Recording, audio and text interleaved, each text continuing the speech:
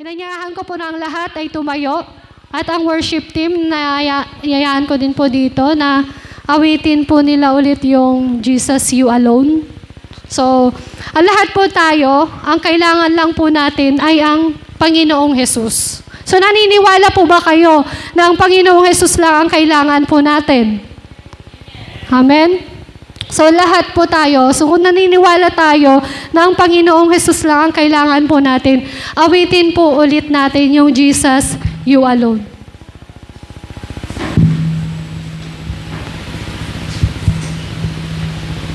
Yan. Pikit po natin yung ating mga mata or kung kabisado nyo po yung lyrics, pwede naman pakinggan nyo lang po kung hindi nyo po matandaan yung lyrics. Pero lagi po nating isa-isip na talagang kailangan lang po natin ay ang marinig at ipahayag natin or share natin sa iba ang Panginoon. Siya lamang po yung nag-iisang Diyos na kailangan po natin. Alam niya po ang lahat ng mga nangyayari sa atin. At alam ko na ang lahat ng nandito, marami din mga nararanasan sa buhay, kahit mga estudyante pa lang, marami na mga pagsubok na pinagdaraanan. At marami na din tayong mga pagod na naramdaman sa trabaho natin, sa paglabas pa lang natin sa tahanan o di kaya sa loob man ng ating tahanan. Marami na tayong pinagdadaanan doon, marami na tayong mga pagsubok na nararanasan. But ngayon, sa umagang ito, ang kailangan lang po natin ay ang Panginoong Jesus. At pasalamatan natin siya na napakinggan natin siya ngayong umaga.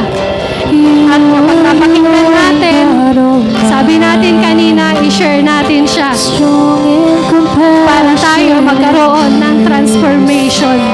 At wag nating hayaan na yung katotohanan na nalaman po natin ngayong umaga ay manatili lang sa mga upuan nyo. I-share po natin ang Panginoon.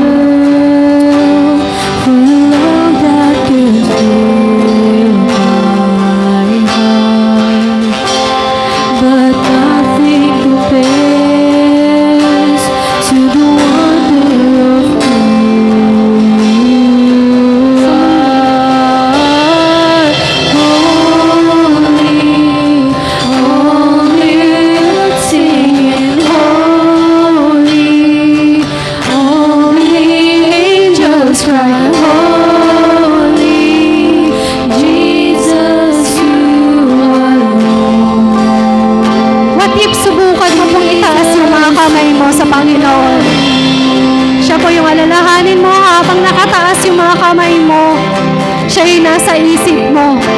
Lahat ng problema mo, sabihin mo sa Kanya.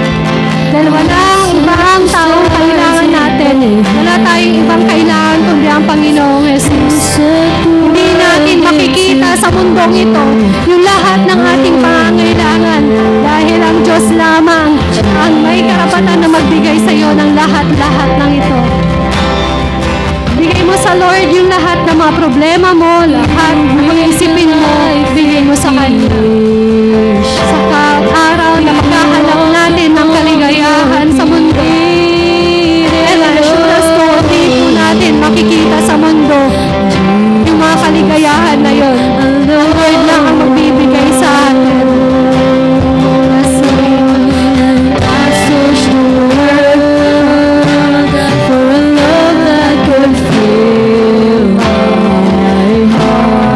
Wala po sa mundo yung kailangan natin. Sa Lord lamang po.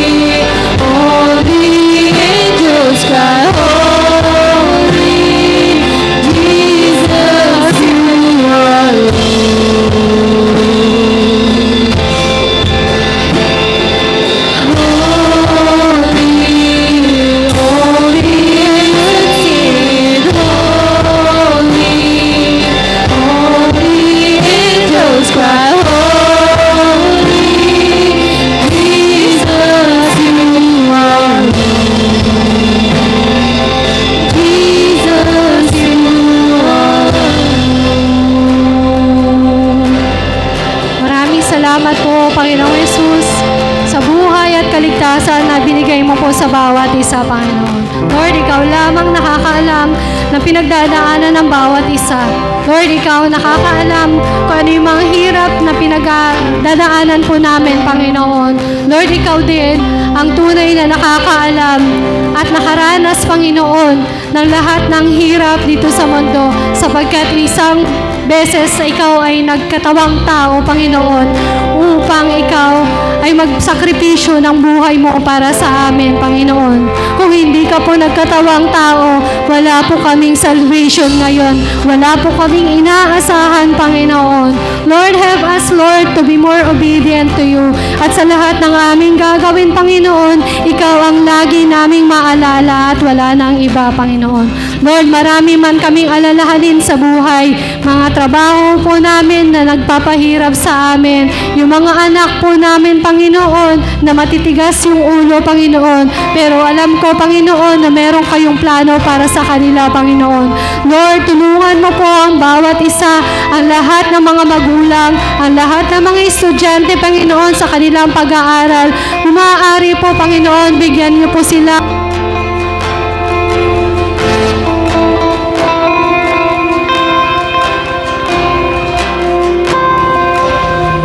Maraming salamat po, Panginoong Yesus. Sa buhay na ipinagkaloob mo po sa amin, Panginoon.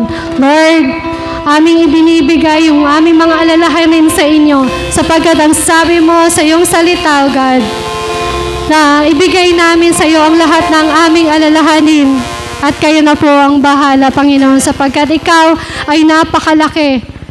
Ikaw ang great God ng aming buhay, Panginoon, na ang lahat ng aming mga trials and testing sa buhay namin, Panginoon, ikaw lamang ang aming pinagbibigyan nito, Panginoon, sapagkat alam namin na ayusin mo ang lahat ng ito. You are holy, O God.